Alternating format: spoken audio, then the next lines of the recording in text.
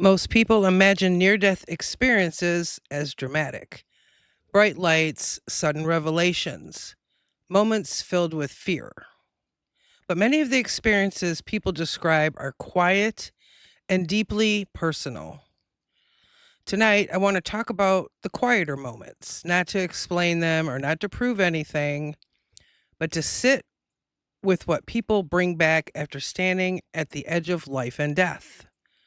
Across many near death experiences, a pattern appears again and again, and that is a sense of calm, an in between space that doesn't quite feel like this world, and a moment that's often harder than dying itself, and that is the moment of returning.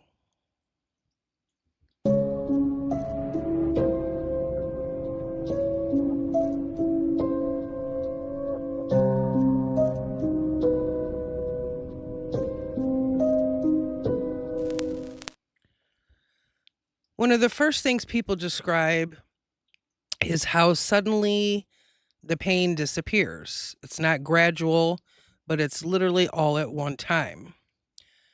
And there's a sense of relief, like stepping out of something heavy. What surprises a lot of these people who've had near death experiences or NDEs is that they're not afraid. Instead, they're extremely calm. There's like a deep stillness that they experience. And for many, the calm becomes the clearest part of the experience and the moment they remember most vividly.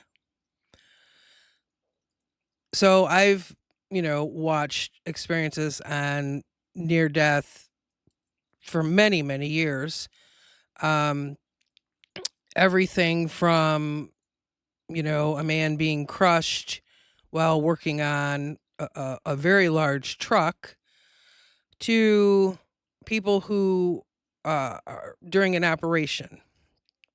Um, and, the moment these things are happening, not so much the operation because most people are under anesthesia, of course, which is a good thing. But anything more traumatic where they've had an accident, as I said, the man being, crushed by a truck as he was working on it. So we're talking about those instances of, extreme intense pain. And the minute that they realize they're not in their body anymore, that pain is gone. It's like an instantaneous um relief from all the physical pain because of course they're no longer in their physical body, so they're not feeling any pain. They're in the spirit body only, to which you know, there's no physical attachment to their body or the pain that they're experiencing. So the pain stops instantly, like I said, and instead of them being distressed or afraid, they're completely relieved. And there's no panic.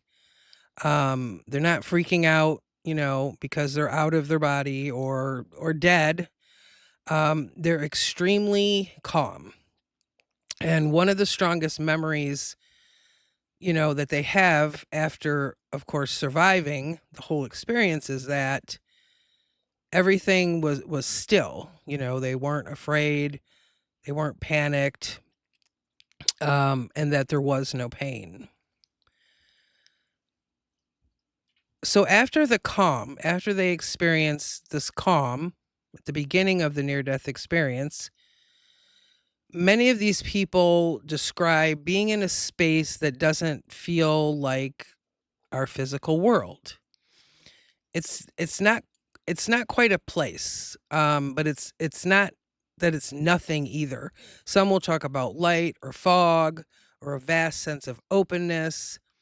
Others will describe simply being aware that they don't have a body. And one of the things that, in my opinion, at least from the videos and documentaries I've watched on this throughout the years is that there's no time. Okay, so of course here in the physical world, everything we do seems to revolve around time. We have to be at our job at a certain time. We go to bed at a certain time. We wake up at a certain time. So w- when this happens to these people with the near death experience, they always seem to mention that, well, there was no sense of time, or they will say time was happening all at the same time. It's like all encompassing. They'll say there was no space and there was no time. And this part of the near death experience, I think, is the part that seems to vary the most with people that have had a near death experience. That could be because this part of it, after they realize, hey, I'm not in my body, or, look, I'm laying there on the table, and yet I'm observing myself. The second part of this is kind of in between space that they enter. People seem to struggle with the words to describe the space. Some might see lights or fog or openness, or it's vast, or the lights are flashing. The time is distorted. So they often have difficulties putting this part of it into words, because it is so, I don't want to say out of this world, because it seems to be a little bit of a confusing state. They're at this point, it's like they're trying to figure out what's going on. Where am I at? What am I seeing? And early researchers like Raymond Moody, and he is actually the one who coined the term NDE, near-death experience. He's an actual doctor and philosopher. But so he's studied thousands of these people, thousands. And he noticed that this time of them, the transitional or in between state, it appears again and again, even among people from very different backgrounds and belief systems. Okay. But it's difficult as well for all of them to describe exactly what they did experience. And throughout the entire near-death experience for them, there are other times where they'll say, it's hard for me to describe it because it's something that we don't experience in the physical world, and that either we can't understand it or we don't see things that way. There are phrases like that they seem to come back with. So the other part is of this is,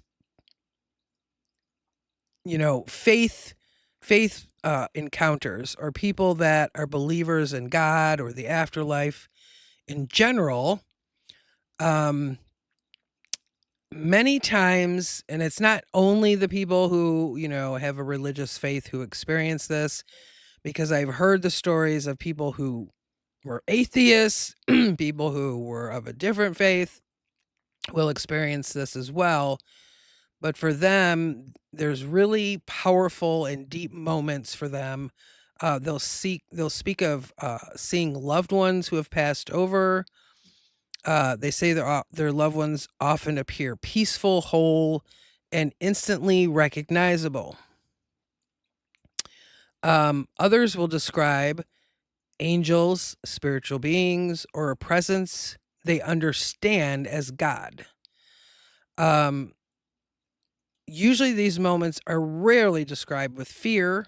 Instead, they're filled with an overwhelming sense of love and familiarity. Okay. I've heard many of them say, I just felt massive amounts of love, like so much unconditional love that I've never felt before and I've never felt since. So, they say that it's that can even be undescribable, because they said it just feels so different from what I normally experience, but everything was love. Every encounter, all the feelings I had, um, and they'll describe, if they see what they would say is an angel or a spiritual being, even if they did not hear anything from them, and anyone who has said they had an encounter with a loved one, with the spirit being, with God, they said it's all like telepathically, because you're not in your body, okay? So at this point, they're pure spirit. And, the beings that they're encountering during their near-death experience are also in spirit form. So there is no physical body. You don't have a face, you don't have a mouth. They'll speak of having spiritual downloads, where, if, according to them, if the divine or God, or spirit is speaking to them, they say it happens in a form of like a spiritual download. And I've used this term when I'm doing my tarot card readings on my other channel. That it's just it's a download. Like, you instantly know something. Okay. You don't know how you know, um, but you'll just know. That's like a spiritual download. But even if something or someone on the other side was guiding them, they said it was all from a place of love. And that all of the entities or beings that they encountered during this part of the near-death experience, they said everyone was connected. So they said, I felt immense love, unconditional love. All of the other beings I saw, they say it's like we were all connected. We were all one. So, when you're in the physical world, there's many times where you feel completely alone. You feel disconnected. I think that's happening more and more in society. I think I said that in a different video. But these people who have had these experiences will say there was a feeling of connectedness, of unconditional love. I could feel what these other people were feeling when I was there. Many of the people who have the near-death experiences, if you've ever seen any videos on this topic or know anything about it, you'll hear people say, like, oh, you go through a life review. I don't think the life review is something that's experienced to shame us or put guilt on us. Because when people describe the people that do have the life review experience, they seem to say it was like a panoramic view of my life, and I experienced it from every angle. So I experienced it from, if I hurt somebody, I experienced it from their side, from what they were feeling, from how I made them feel. But even when they experience, the past life review or their life review, it's done from a place of almost neutrality. So they're not feeling guilt or shame. It's, in my opinion, it's done more so to aid in the soul's growth. Okay. As a spirit having a human experience, which I believe we're all doing, because they say after the life review, they said they will say, I understood. So by understanding how your actions or words impact other people, you're growing, your soul is going through growth because you are gaining understanding and knowledge, and I think that's the point of it. Um, I certainly don't think it's to make us feel shame or guilt or any of that. So, like I said, many of these people have encounters with their deceased loved ones. They'll say that their loved ones appear peaceful or restored. They'll encounter angels, guides, or divine presence. Um, and most of them say the communication was through knowing or through emotions, or like they'll say it was kind of telepathic. Um, and everything was for love and reassurance and never came from a place of fear. Okay. So the worst part for these people who've had a near death experience seems to be the return. Once they return to their, physical body or shortly before that. Um, some people will say, I was told it wasn't my time. God told me, or an angel told me, or just a spiritual being told me. And other people say they were just sucked back into the physical world without a choice. And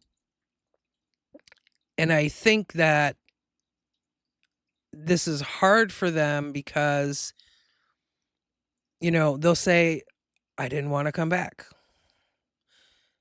The other thing I notice with people that have had near death experience is that they experience this form of detachment. So when they first leave their body and they're detached from it, like all of the physicality things, or things that we're attached to here, that seems to get left behind.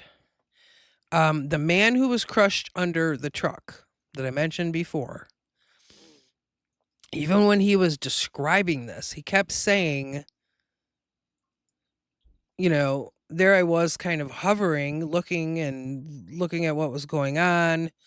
And there was another guy with him in the shop when this happened who was trying to help him. And he says, oh, he's trying to, help this guy. He kept saying this guy. He kept referring to himself as this guy. So, he was detached from even knowing, like, oh, there's this guy and something appears to be wrong. He's underneath this truck. And it took him quite a while in that space when he first left his body to kind of realize, like, oh, that's me. Even when he realized it was him, as I said before, there was no fear. He wasn't afraid. So the spirit, once it detaches, it's kind of, you let go of all of those physical things. Fear, the sadness, the anxiety, whatever it is, trauma. But all of them seem to say, like, I didn't want to come back. I wanted to stay home. And when they say home, they mean to the place where they went when they had their near death experience. Wherever that was for them, whatever that was for them, many of them don't want to come back because of all of the love and acceptance and the feelings that they're having while they have that experience, along with the colors, the sounds. They report that everything is so vivid during this experience, and it's nothing like we experience here. So once they do return to their body, a lot of them seem to be in their it's the same kind of confused state that they seem to go through during the first part of the near death experience. It's like a confusion. So they come back into their physical body, and if they're laying in a hospital bed, um, or wherever they are at the time, and there may be doctors and nurses or people around them, and they're starting to feel the physical pain again. So they come back into their body, and they seem to feel that same kind of state of confusion. There's like a readjustment going on when they first have the experience, and then when they come back from it. Because they would be going from, the afterlife, the other side, wherever, they were, into the physical world again. And to me, I don't know, when I think about it, it's almost similar to like when a baby's born. Like when we're born, we cry. We've been in our mother's womb for 9 months, and then all of a sudden, like, whoa, you know, we've been in liquid, and here, water and the whole fluid, and all of a sudden that's gone. And, it's like a state of like, wow, what is going on here? I think it's a similar thing here for these people when they come back. All of the pain comes back, and I don't think it's, the pain of, if they have things going on in their life, like emotional pain or anything like that. Part of it could be. I just think it's like, oh, I'm in physical pain again. Where, you know, where I just came from, there was no physical pain. There was no pain at all. There was only unconditional love and acceptance. So for many of the people, returning from that place is harder than dying.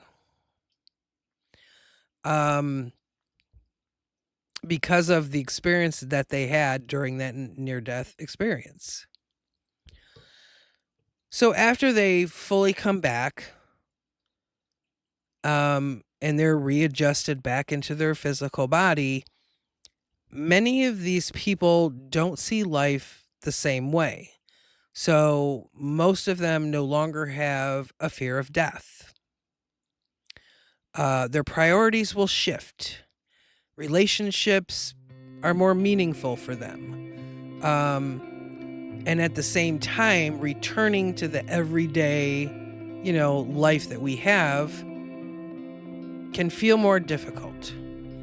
So, because it doesn't feel the same, their knowledge has changed. Their knowledge has expanded. Their perception of what this is for them changes. There's been a shift. So it's often quiet and subtle, and people around them may not notice unless they're vocal about it. Or unless they really, lived, let's say they were things going on in their life before the near-death experience, like addiction, or, what if it was like a drug overdose, that type of thing. And then after the near-death experience, they decide, okay, I'm going to get clean. This experience changed me. I need to stop doing these things. That change would be apparent to people around them, people in their life, family, friends.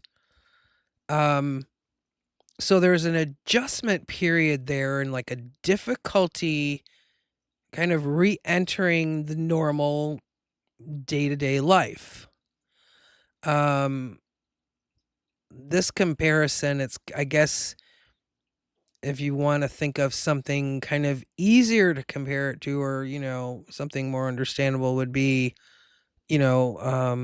veterans, military veterans, when they come back from a tour of duty, or the military. Things are complete. They're not used to living the daily life anymore. They've been living something different. So when they come back or get out of the military or come back from a tour of duty, they have to adjust, and it's extremely difficult for a lot of them. If you've been fighting in a war and you come back to the day-to-day life, it brings on a lot of difficulties, okay? So I think it's just that readjustment period, and if having a near-death experience, it would seem to me that it would prompt a lot of thinking, a lot of spiritual thinking. It's kind of coming back and like, "Whoa," you know, "What was that?" "What's going on?" But with these people, from my understanding and what I've read on it and listened to these people, there's only really 2 points where they were in a bit of a confused state, and it's when they first leave, when they experience that, not when they it's not even when they realize they're out of their body, it's when they get into that space, whatever that is for them, where they're trying to figure it out, like, what's happening? Like, where am I? What's going on? I'm seeing spiritual beings and things. There's, there's an adjustment there. So I think the adjustment happens as they first start having the near death experience and then once they come back. But then the adjustment seems to be the opposite. Um, and I imagine that a lot of them, once they come out of this, they might think to themselves, like, well, should I say something to my husband, to my wife, to my kids, to my parents, to whoever, to my friends? Because there probably is a fear when it comes to that of them, thinking like, I don't want everybody to think I'm crazy. So, um, a lot of what happens during a near death experience, um, it varies from person to person. I think it might vary according to your beliefs before it happens, perhaps. Um, I think some of it also has to do with the spiritual knowledge that you might have in the physical world and how it translates, when you're not in the physical world. Um, I've even, some of these people, even when they come back from this, they change careers, not even for money. They just, like, when they had the near death experience, a spiritual being or God, whatever the case was, said to them, your purpose is to do this, or this is your purpose, or when you go back, do that. And we'll actually give them kind of some instructions for what to do when they come back. Um, the fascinating stories for me when watching videos about near death experiences, from doctors who have had a near death experience, because most doctors will shrug that off. No, that's not scientific. That's not, you and some will even just attribute it to brain waves, you know, um, and something of that nature. But there's one particular story about a neuroscientist who had a near death experience. Um, and that was quite fascinating to watch. So if you have, a deeper interest in this, check it out. There's many stories on YouTube. You can find documentaries on it. It's all really fascinating. But I didn't want to do this episode, to share a particular story or to install fear or anything like that. It's actually the opposite, because most of these people experience love and acceptance and calmness, peace. Um So much so to the point that they don't want to come back.